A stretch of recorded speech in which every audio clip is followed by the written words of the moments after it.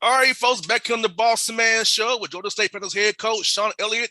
Big game this week against App State. Sun Belt play gets going real in earnest this week. Coach Elliott, how you doing, man? How's things over there at Center Park, man? I'm doing good. I just walked in off the practice field, so I'm a bit tired. I worked a little hard today, so my dogs are barking. Yes, sir. I hear that, Coach. Let me ask you this, man. Saturday, man, you played a great Auburn team out there, competed really well, had the lead for a while there, playing an SEC school on the road down on the plains of Auburn, Alabama. How was it seeing your guys compete that hard against a team that good, man?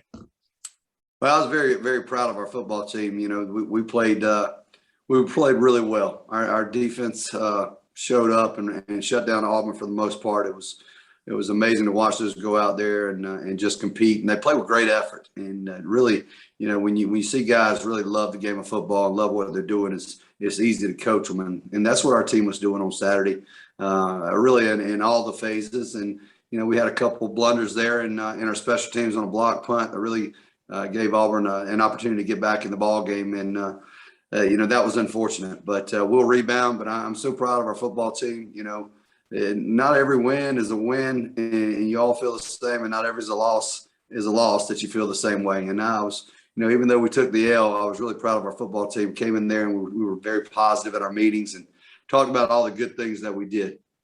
And you're right, Coach. I feel like for me, Coach, it's going to be a great thing to point back to and show how great you guys competed and how you guys played together as one on the road, hostile environment. And this is going to be something you can use to build from going forward with this tape to learn from it. And plus, you played Charlotte, a team who had a big win as well. Come into your place, you beat those guys. Last 2 weeks, Coach, I feel like your guys took major steps forward for getting in the Sun Belt play here on Saturday. We really have. You know, over the course of the 4 weeks, I think our team has improved every single week.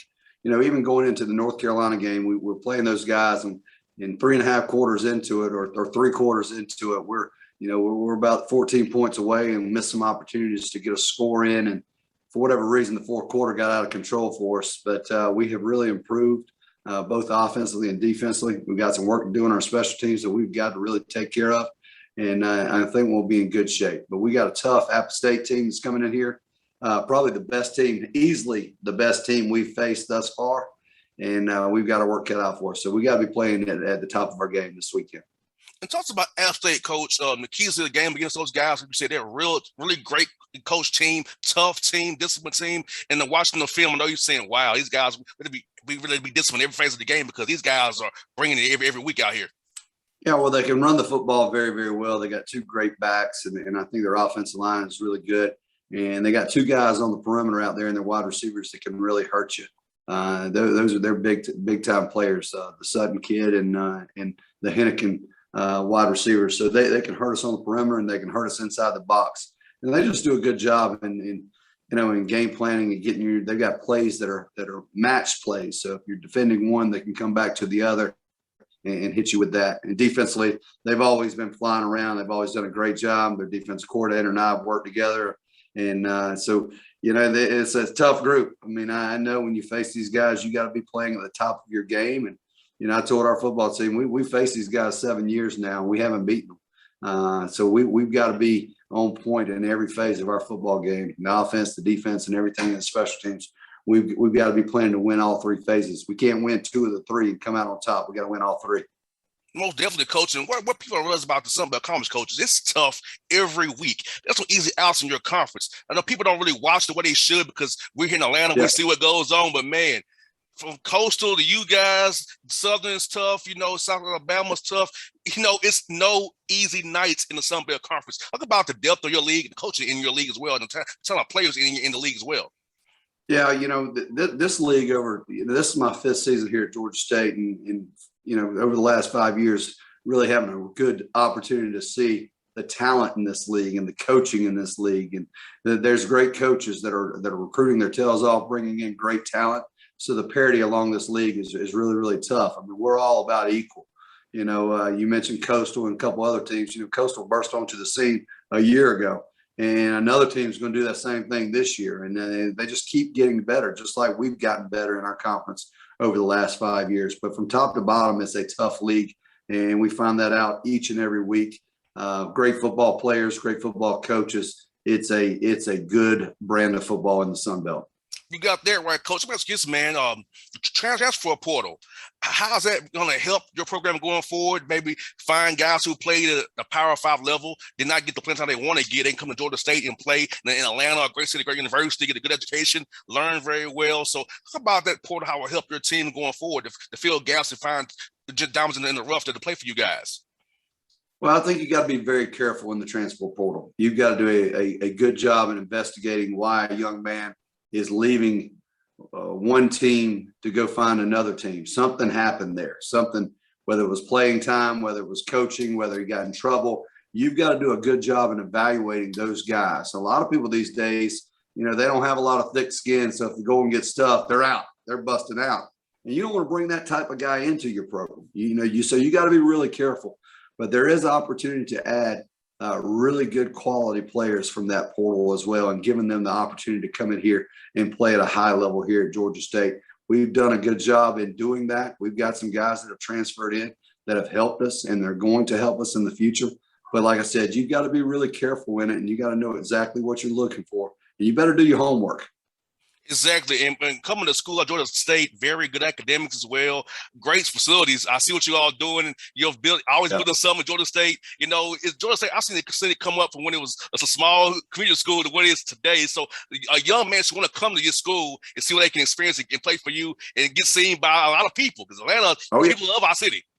Oh, the city of Atlanta gives an opportunity for a young man like no other. I mean, even our guys here now really haven't explored the city of Atlanta.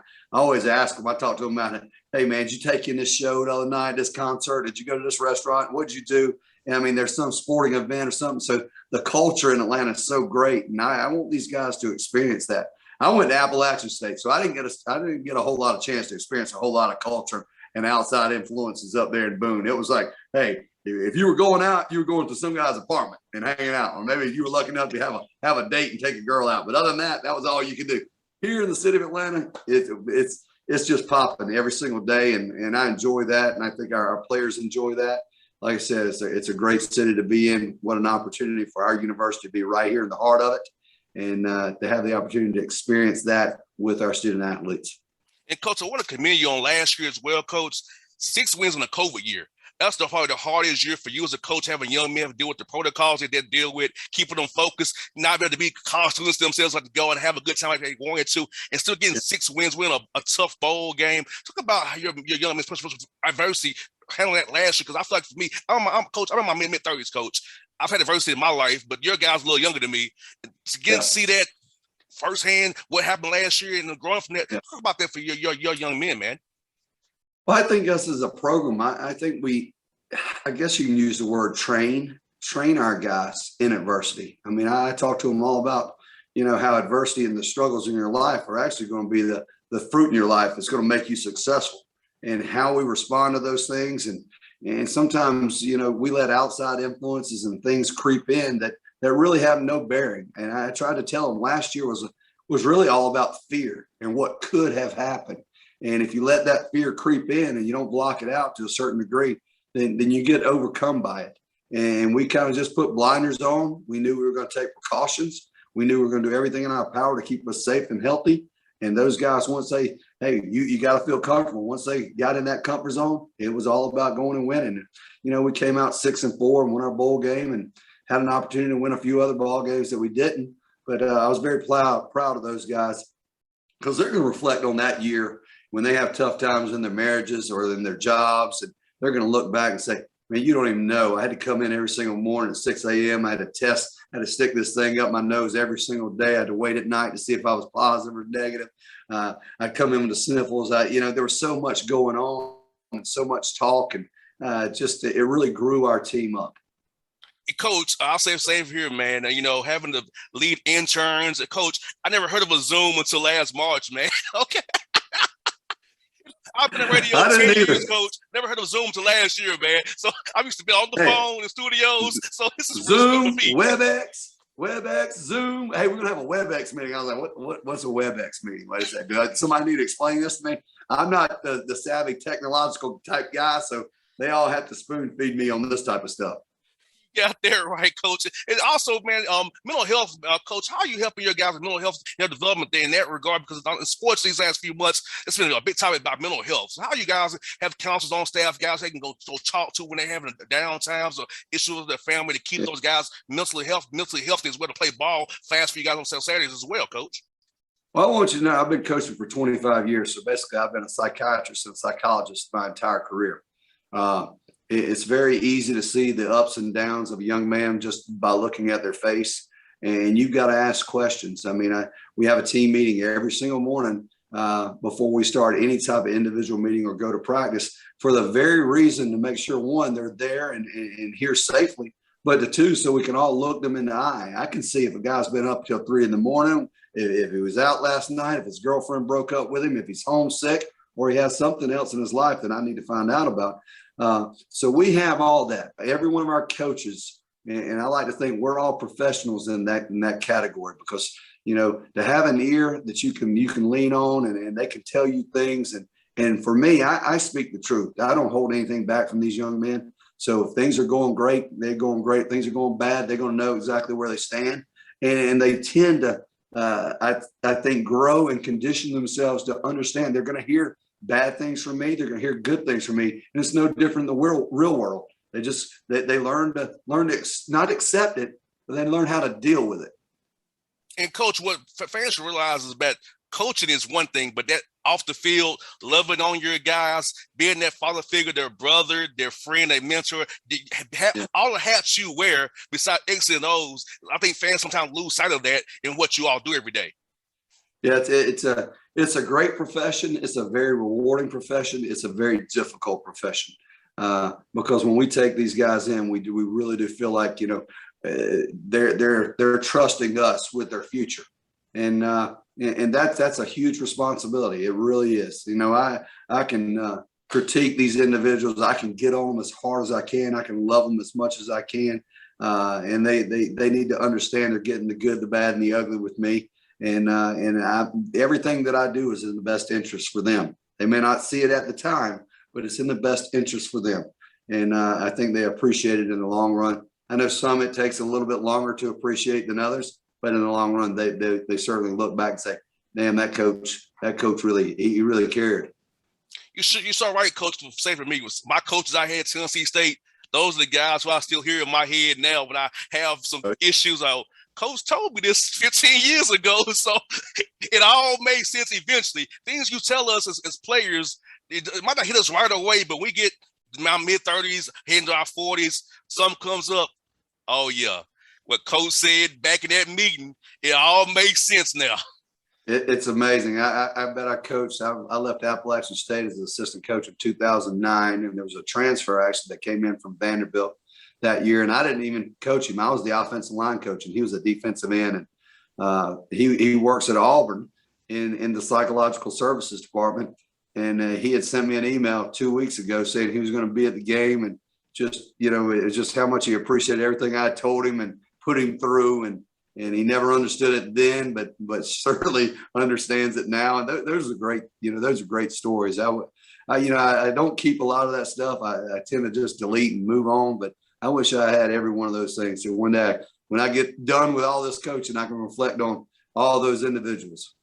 Yes, sir. Well, Coach Elliott, thank you for your time today. Let's look to you on Saturday. I'll be cheering for you guys Saturday. I'll be there in person, so look forward to it, man. Have a great week of practice. And see you Saturday, man. Well, good. And if you get a chance, come watch us practice one day. We'd love to have you. I sure will. I can Allison do that for real. I sure will, man. Okay. Take care. Appreciate you. Thanks, Coach. Be safe, man. Oh, as always. All right.